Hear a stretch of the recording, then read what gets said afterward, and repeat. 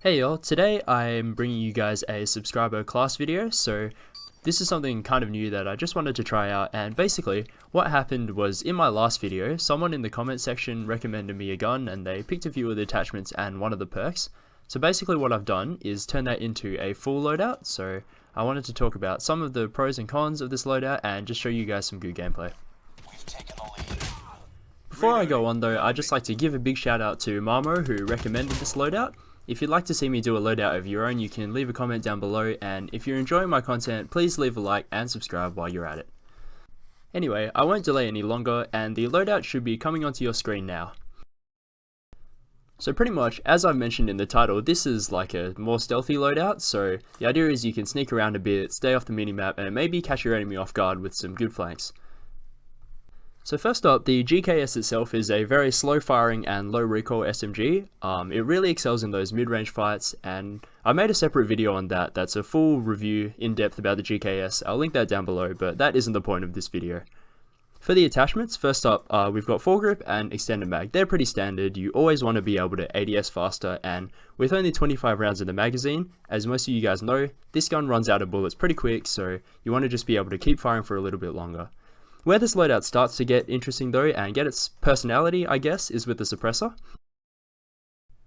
The suppressor just allows your gun to fire without appearing on the minimap, which is a pretty big advantage, but it also comes with a substantial disadvantage. So this is the range reduction that you get.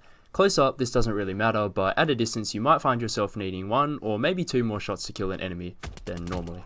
On most loadouts or weapons, whether you guys want to run the suppressor or not is really up to you, but for a stealth loadout, I'd consider it pretty much an essential. The first perk I've got on here in the red slot is lightweight. This basically just makes you sprint faster, and even though the difference is only 12%, which might look like a small number, you guys probably will notice the difference when you run it. In a stealth loadout, it's all about mobility since you want to be getting those flanks in and changing position all the time, so the enemies can't really pin down where you are, and lightweight just helps with all that, so that's why I'm running it. The second perk, guys, in the green slot is Ghost, and what this perk does is just that it doesn't allow enemy UAVs to reveal your position. So this just helps you stay off that minimap and stay stealthy. The UAVs in this game are really powerful actually. If you played some of the other COD games, you'll find that what usually happens is that it's kind of like a pulse sort of thing. It goes in a wave and it sweeps across the map, detecting enemies along the way and only updating their position every few seconds. The UAVs in this game, however, even though it still has that wave effect going over the minimap, you'll find that the positions of the enemies are always there, they don't fade away, and they track in real time, so the UAV is actually pretty strong in this game, and this perk is really important just to help out with that. If you guys really want to run another green perk and you're good at getting your score streaks, you can run a counter UAV as well. This will do the same thing if you have it. In fact, the counter UAV is even better because it blocks it off for your whole team, but that does require you to take up a score streak slot and also earn it. The third perk in the blue slot is Dead Silence, and what this perk does is that it stops enemies detecting you based on your footsteps. Just a quick heads up on this, it does silence your sprinting and your jumping, but it won't silence your sliding, so obviously you still feel free to slide, but just know that it will still make a sound.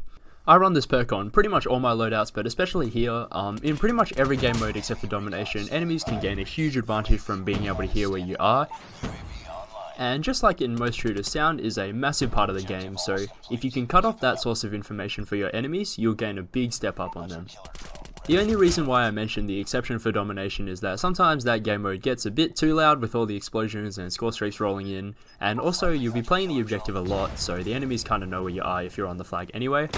But other than that, and definitely for the purposes of this loadout, I would 10 out of 10 recommend Dead Silence. As for your lethal and tactical, I'm running the trip mine for the lethal just so you can maybe catch some of those enemies out that are trying to chase you, and for the tactical I've got the smoke grenade if you want to put up a bit of a smoke screen, but really those ones are up to you. Anyway, that's all for the setup. Now I'll get into maybe how to play this loadout and some of the good and bad parts. I've already talked briefly about the flanking and the surprising your enemies, but even just getting the jump on them by half a second sometimes can make a difference in this class, and you just want to be using all that stealth to your advantage. So let's say for example you can hear an enemy coming around the corner and you can see him coming on the minimap, but he has no idea you're there.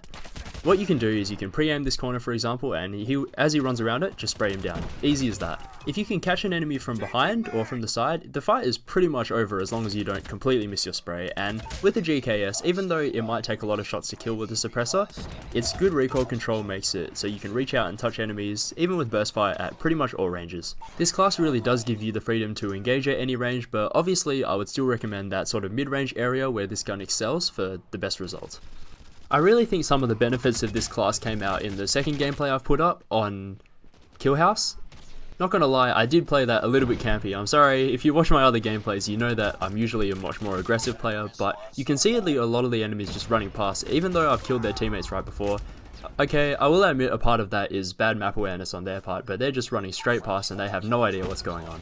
You can definitely play this loadout slower too though. A lot of players you'll find are very dependent on their minimap, and I honestly think you guys will be surprised at how many people just run straight past you, especially after you've shot at someone else. Finally though, I will talk about some of the downsides. This loadout is a lot of fun, but it's definitely not perfect. For starters, the main thing you're taking the hit for is that time to kill. The suppressor could definitely cause you to lose some of the face-up fights, because if the enemies can see you, that suppressor isn't doing you any good, and especially if you've subbed it out for an attachment like long barrel, which I have, the range definitely does drop off and you can feel it.